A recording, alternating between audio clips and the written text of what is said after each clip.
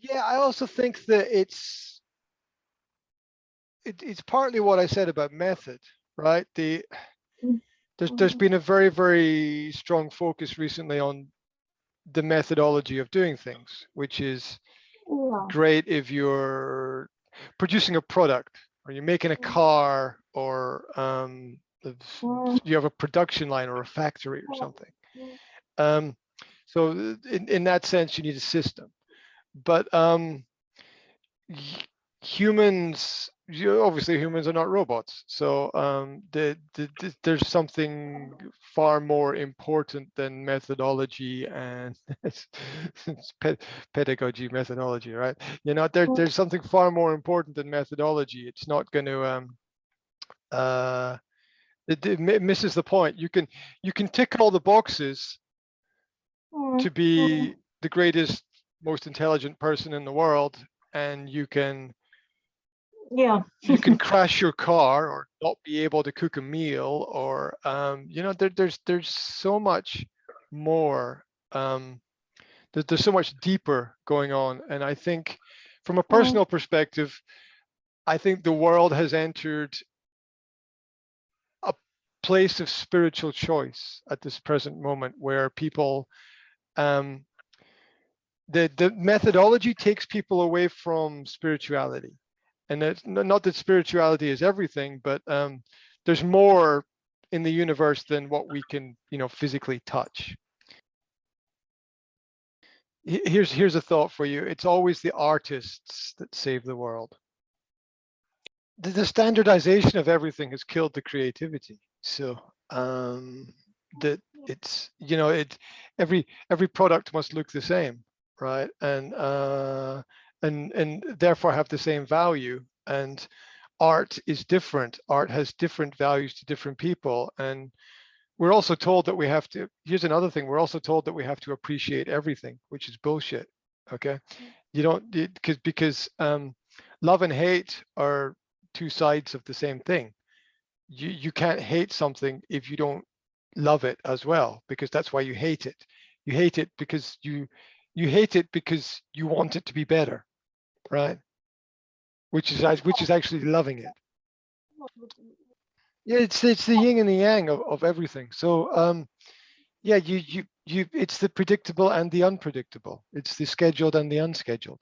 You can schedule a meeting, but what happens and you can schedule what you want to talk about in the meeting, but you can't really control what everybody says in the meeting, and that's the unpredictable element. So um, they balance on each other in life, the predictable and the unpredictable. You need both of these things together. Happiness can't be planned. You cannot plan happiness. You can do something that you think will make yourself or other people happy, but the happiness itself is serendipitous. It comes from the actual events themselves. And no one person can make any other person happy. It's impossible. I cannot make you happy. It's impossible, because your happiness is from you. Happiness is a choice. Well, here's the example. Here's the example for you. Okay, so here's a card, right? Now maybe I love this card and maybe you hate this card. It Yeah. doesn't change the card. The feeling comes from us. My feeling of love for this card comes from me, not the card. And your Yeah. feeling of hate for the card comes from you, not the card. The card is still the same card. So This is it the comes question. from inside people. Yep. That's why I've been working on this with clients for the last 3-4 months. It's like, stop trying to make people happy. It's impossible. You can't make anyone else happy. They will and the moment you make them happy, it's the worst place to be, because either they will change and be unhappy, or you'll have to always constantly do the same thing to make them happy. You can't make anybody happy. It's absolutely impossible. um, all you can do is just be yourself, and that's it. And if other people don't like it, then you need to change where you are. That's that's the only way that things work. And also what you talked about in culture is the erasure of self. right? Self is it's self in terms of individualism is disappearing. Now that might be good in terms of human ego, but it's bad in terms of a kind of osmosis of ideas where everything becomes one, or the great singularity happens, which is everybody reads the same script, everybody reads the same book, everybody follows the same media, everybody thinks the same way, which is, it's essentially the destruction of the human soul in a deeper aspect. It's the attempt of man to transcend God, which is the problem. Yeah. Man is trying to transcend God by becoming God, and we haven't learned anything. If we have that problem, then we haven't learned anything at all, because the same problems existed thousands of years ago. No set of rules is going to work for everybody. It's just not. We always try to control to a certain extent the outcome of things, which is why it's my problem with education. It's like, what's the aim? The aim is this. Well, then everyone's going to be the same. Right? If the end point for everybody is the same thing, then everybody's going to be the same. So the end point for everybody has to be different in order for it to be, for it to take into account individual differences. So, there's no, and you can, on one side, you can say there's no right answer to any question, but you can't just, on the other side, you can't just accept everything as being okay. And that's one of the problems with modern culture, is that everybody has been told that whatever you want, whatever you do, whatever you like, everything is okay. And let me give you a very, very, very specific example of this. And this is a personal thing for me, and because as a born again Christian, this is a personal thing for me. But there's last month there was a big celebration of pride across the world. Lots of colorful flags and celebration of diversity of sexuality, right? The Old Testament of the Bible teaches that the greatest sin of man, of humans, the greatest sin is pride. The Old Testament teaches the greatest sin is pride. To celebrate pride is the most sinful thing that a person can do. That is probably the most important teaching of the Old Testament. Multicultural is an oxymoron. It's impossible. Because culture is mono and multi is many. It can't exist as a thing. It is an attempt to break the minds of people. If you can get people to believe that something that is impossible is real, then they will believe anything. You can't define an oxymoron. It's an oxymoronic term. Equal opportunities doesn't exist.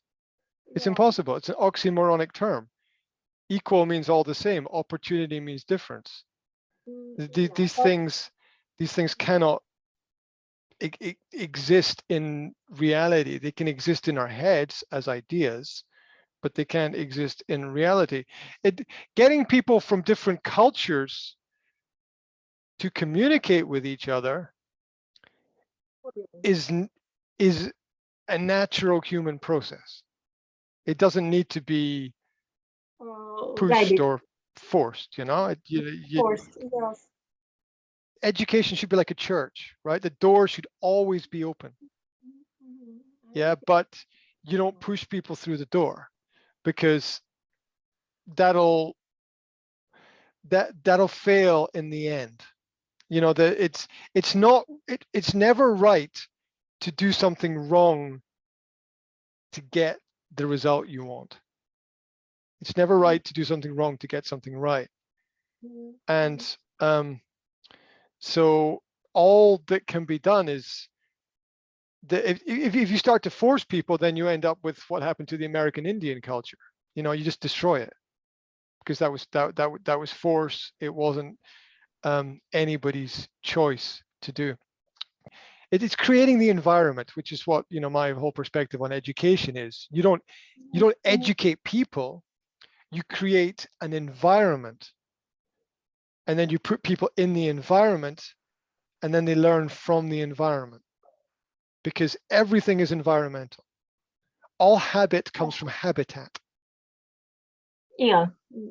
All habit comes Where from, yeah, it, yeah, but it's your environment that influences your habits, whether it's hot or whether it's cold. Mhm. You know, where you, it's where you live that dictates what you do,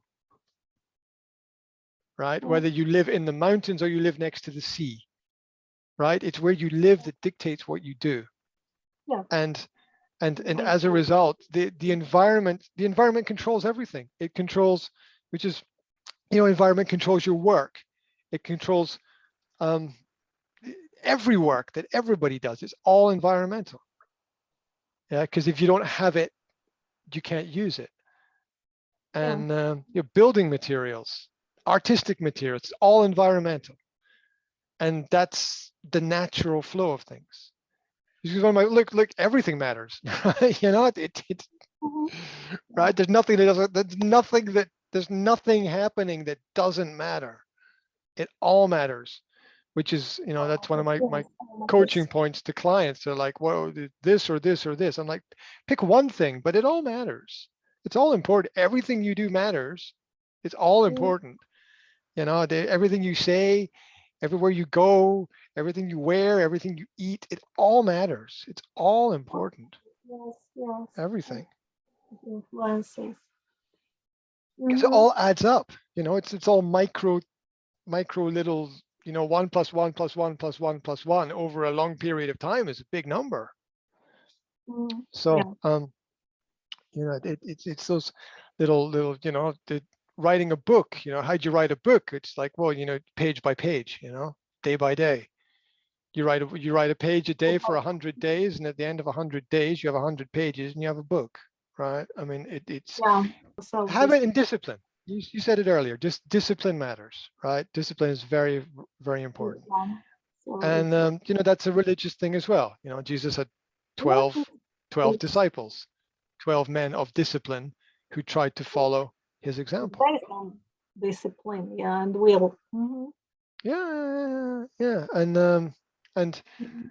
and much more that, you know, that's just, that's just the surface. And, you know, the whole thing is so much, deeper, as is the whole human experience, right? Is so much deeper. Mhm. Mhm.